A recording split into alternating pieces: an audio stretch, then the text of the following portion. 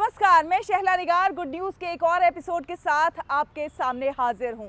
आज का हमारा जो कार्यक्रम है वो बेस्ड है प्रधानमंत्री नरेंद्र मोदी के मन की बात की 127वीं कड़ी पर। जी हां, प्रधानमंत्री नरेंद्र मोदी जब भी मन की बात करते हैं तो ऐसे लोगों के प्रयासों का जिक्र जरूर करते हैं जो अपने कामों से समाज में कुछ सकारात्मक बदलाव लेकर आ रहे हैं।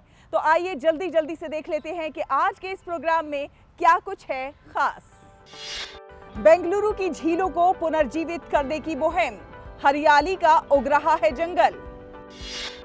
प्लास्टिक लाओ खाना पाओ, दिखाएंगे आपको छत्तीसगढ़ का गार्बेज कैफे।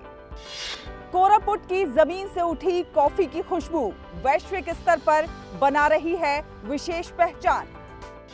ये प्रकृति कुछ कहती है, ये पेड़ पौधे कुछ कहते हैं। आपको एक ऐसी मुहिम की बात बताने जा रहे हैं जो कि झीलों के और पेड़ों के पुनर्जीवन से जुड़ी हुई है। ये है से ट्री। जी हाँ, बेंगलुरु के एक इंजीनियर जो कि पर्यावरण प्रेमी हैं, उन्होंने वीकेंड पर पेड़ लगाने से शुरुआत की थी और धीरे धीरे वो झीलों के पुनरुद्धार में जुट गए। आज उन्होंने बहुत सारी झीलों को पुनर्जीवित किया है और साथ ही साथ पेड़ों का एक हरा भरा जंगल भी उगा दिया है। और इसीलिए प्रधानमंत्री नरेंद्र मोदी ने मन की बात की 127वीं कड़ी में उनके काम की सराहना की।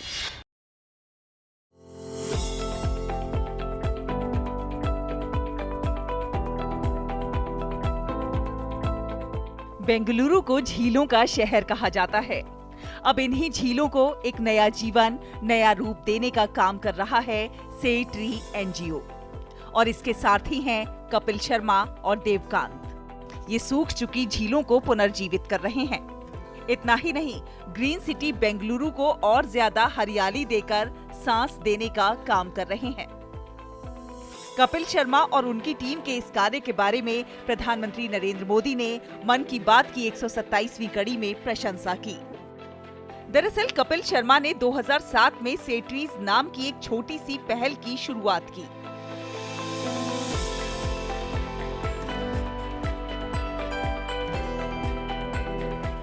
कपिल, जो अमेरिका में रहते हुए भी बेंगलोर से दिल से जुड़े हुए हैं, कपिल ने सोचा कि क्यों न वीकेंड वॉलंटियर्स की मदद से शहर की सूखी पड़ी झीलों को फिर से पानीदार बनाया जाए।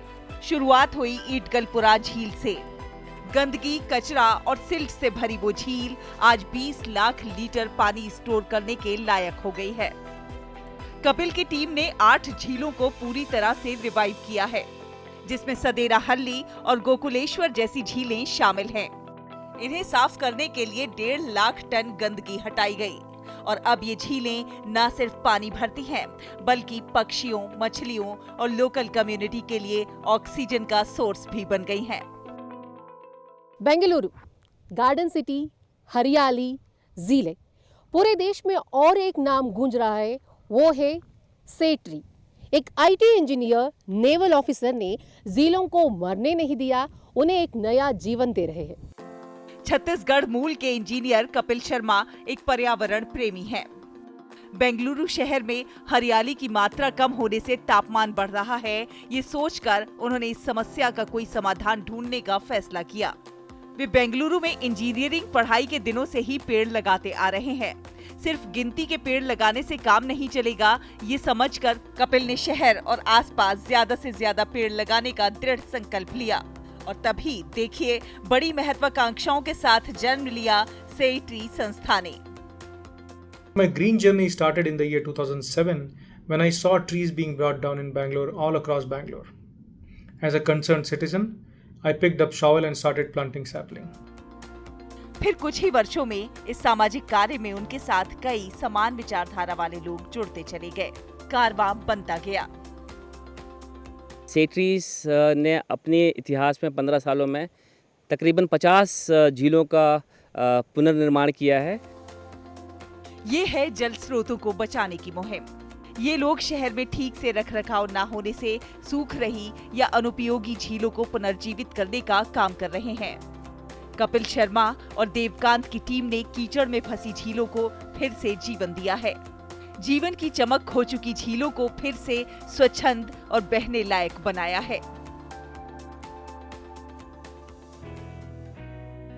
इतने वर्षों में उन्होंने बेंगलुरु सहित देश भर में कई झीलों को पुनर्जीवित किया है और इसीलिए प्रधानमंत्री नरेंद्र मोदी ने मन की बात में सेई ट्री के कार्यों की सराहना की।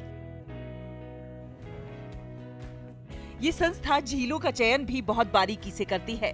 कई जगहों पर स्थानीय लोग खुद इनसे संपर्क करते हैं और इसके अलावा ये कॉरपोरेट संस्थाओं के साथ हाथ मिलाकर उनके आसपास की झीलों को भी पुनर्जीवित करते हैं। ये लोग किसी झील की जानकारी मिलते ही कई प्रक्रियाएं फॉलो करते हैं। इनकी झीलों को पुनर्जीवित करने के काम में एक खासियत है। आमतौर पर ये झीलों को सिर्फ साफ नहीं करते बल्कि वैज्ञानिक पद्धति फॉलो करते हैं।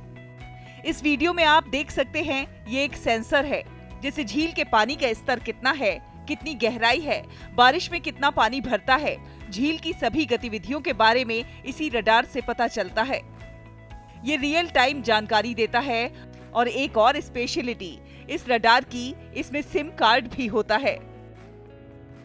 इनके काम से सिर्फ झीलों को ही फायदा नहीं होता, आसपास के इलाकों को भी पानी मिलता है, पेड़ पौधे उगते हैं और किसान अपनी फसलें भी उगा सकते हैं।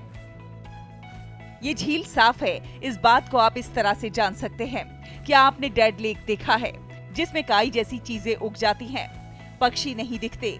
अगर पानी साफ हो तो बड़े बड़े घास उग जाते हैं और पानी में कमल खिल जाते हैं। अगर झील साफ नहीं तो उसमें मछलियां भी नहीं होती, लेकिन ये जिन झीलों को पुनर्जीवित करते हैं उनमें ये सब होता है। ये झीलें जैव विविधता को नियंत्रित करती हैं, तो इंसान के साथ साथ पक्षियों के लिए भी आश्रय बनती हैं। सेई ट्री झीलों को पुनर्जीवित करने के लिए कॉरपोरेट संस्थाओं से हाथ मिलाते हैं, उनकी मदद लेते हैं। अब तक 400 से ज्यादा कॉरपोरेट संस्थाएं सेई ट्री से जुड़ चुकी हैं और 25,000 से ज्यादा वॉलंटियर्स इस एनजीओ में काम कर रहे हैं। झीलों की रक्षा से गांवों को भी सहारा मिला है, जिससे गांववासी काफी खुश हैं। कपिल कहते हैं कि झीलें शहर की किडनी हैं, इन्हें बचाना मतलब बेंगलुरु को बचाना। उनकी टीम अब अगले मॉनसून से पहले 15 और झीलों पर काम शुरू करने वाली है ताकि 2030 तक पूरे साउथ इंडिया को हरा भरा कर दें। पर्यावरण के लिए कपिल का कमिटमेंट यही नहीं रुकता। सेई ट्रीज ने बेंगलोर, पुणे, चेन्नई और हैदराबाद में लाखों पेड़ लगाए हैं जो कार्बन कम करने और बाढ़ रोकने में मदद कर रहे हैं। सेई ट्रीज ने मियावाकी फॉरेस्ट की नई अवधारणा में शहर में हजारों पेड़ पौधे उगाए हैं। 2007 में कपिल शर्मा द्वारा स्थापित सेई ट्रीज की शुरुआत बेंगलुरु में तेजी से हो रहे वनों की कटाई और बढ़ते तापमान के खिलाफ एक जन आंदोलन के रूप में हुई थी। शहर भर में पेड़ कटते देख कपिल ने हरितिमा को वापस लाने और पर्यावरणीय क्षति को कम करने की तत्काल जरूरत को महसूस किया, जो सप्ताहांत में स्वयंसेवकों के साथ पेड़ लगाने और उनकी देखभाल करने की छोटी सी पहल के रूप में शुरू हुआ था। वो जल्दी ही एक मुहिम में तब्दील हो गया। 2016 में 8 वर्षों तक समर्पित रूप से पेड़ लगाने के बाद सेई ट्रीज ने मियावाकी विधि को अपनाया। ये एक अग्रणी वनीकरण तकनीक है जो घने देशी सूक्ष्म जंगलों का निर्माण करती है, जिन्हें शहरी और क्षतिग्रस्त भू क्षेत्रों में जैव विविधता बढ़ाने और जलवायु लचीलापन मजबूत करने के लिए डिजाइन किया गया है। आज अपने आंखों से देखा। मियावाकी फॉरेस्ट के बारे में मैं जानती थी, बट मुझे सच में नहीं पता था कि क्या है, क्या कॉन्सेप्ट है, बट आज ये पता चला यहाँ पर आके, and this is really amazing. सावधानी से चुने गए फलदार पेड़, झाड़ियां और औषधीय पौधे इसमें शामिल किए जाते हैं। सिर्फ 2 वर्षों की देखभाल के बाद ये जंगल स्वनिरंतर पारिस्थितिकी तंत्र बन जाते हैं, जिन्हें न्यूनतम रखरखाव की जरूरत होती है। अभी आप जो मियावाकी जंगल देख रहे हैं, ये बेंगलुरु यूनिवर्सिटी के पास स्थित है।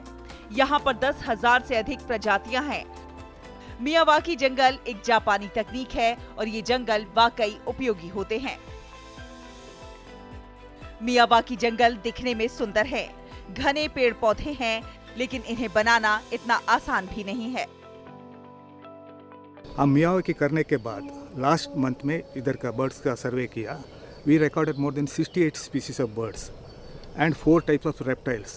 Cobra है, Russell viper है, crate है, and normal rat snake also there, and even monitor lizard also. ये देखिए, ये एक और जगह का मियावाकी जंगल है।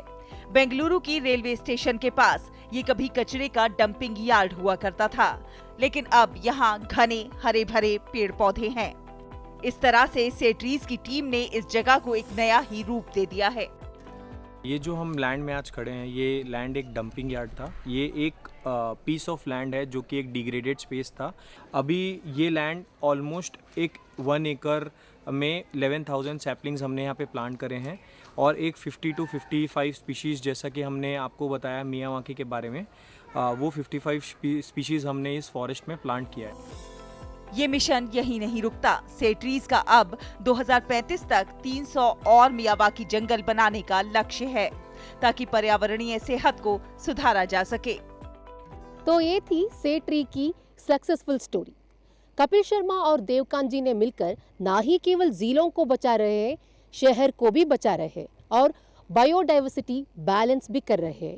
विद कैमरा पर्सन बालकृष्णा के साथ ज्योति दफेदार, रेडी न्यूज़, बेंगलुरु।